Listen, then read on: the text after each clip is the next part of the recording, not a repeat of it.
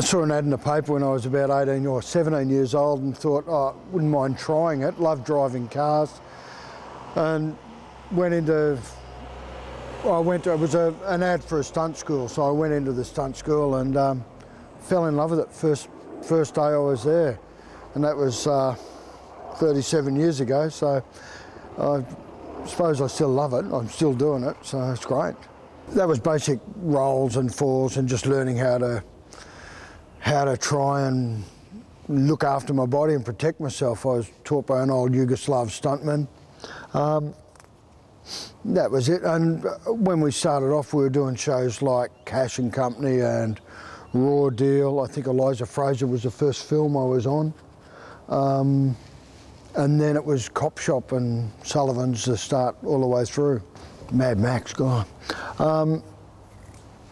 I basically I was pretty young, so I went out, helped out with the caravan crash. I was one of the safety guys on that and one of the stunt assists, and the rollover with the bongo van.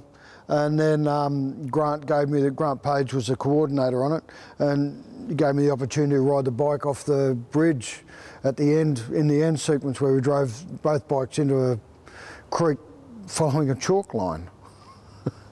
Look, stunts have changed so much. The physical side of them hasn't changed that much. It's more, we've now got to document everything so that nothing can go wrong, or mentally it's exactly the same thing. It's just all the paper trail that you have to go through.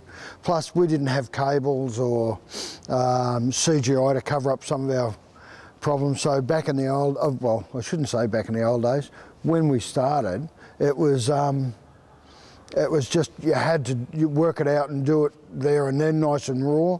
And I've actually tried to keep that within myself for over the last 30 years or so. I still love the stunt guys to come out and do a good hard bump and a good job, you know. It's like, you've got to try and get them to do it without too many tricks. My leg's my leg. I lost it about 18 years ago doing, having lunch, of all things. 25 years as a stuntman, I lose my leg having lunch.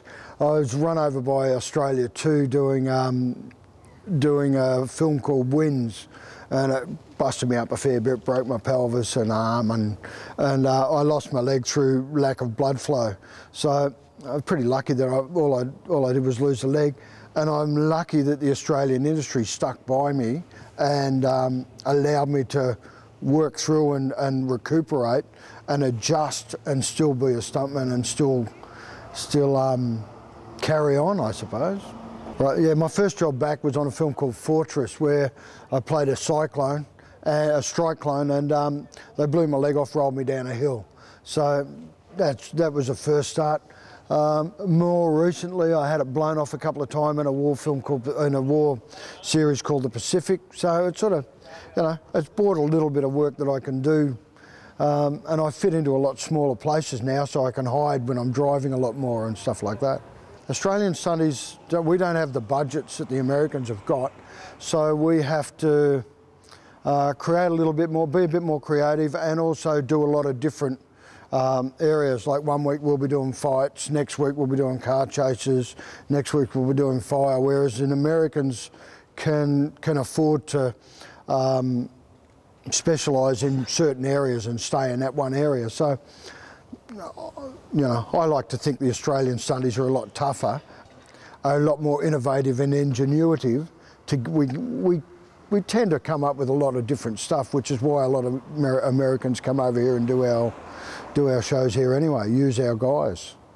I remember reading it and thinking, God, Jesus, how am I going to do this? Look, Horseman really struck a nerve. I just thought, wow, we can really come up with something nice here, really, really aggressive, and just hardcore.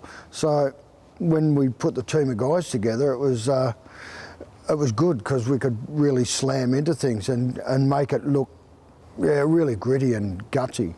It made it so that we had to be a bit more aggressive in how we showed the stuff so that you didn't have to hide any tricks. It was just there right on camera. And look, I'll tell you that that's one of the things I did like about Horseman. It was, I could get back to that old style of doing it, you know.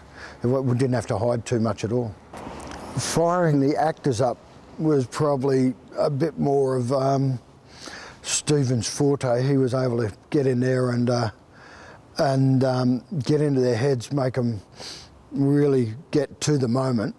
Stephen was really good with his ideas, and I just thought, wow, let's get into this and see what we can make. So it's always good to help new young filmmakers instead of just trying to help all the, you know, big American budgets are big American budgets, but young filmmakers are our future.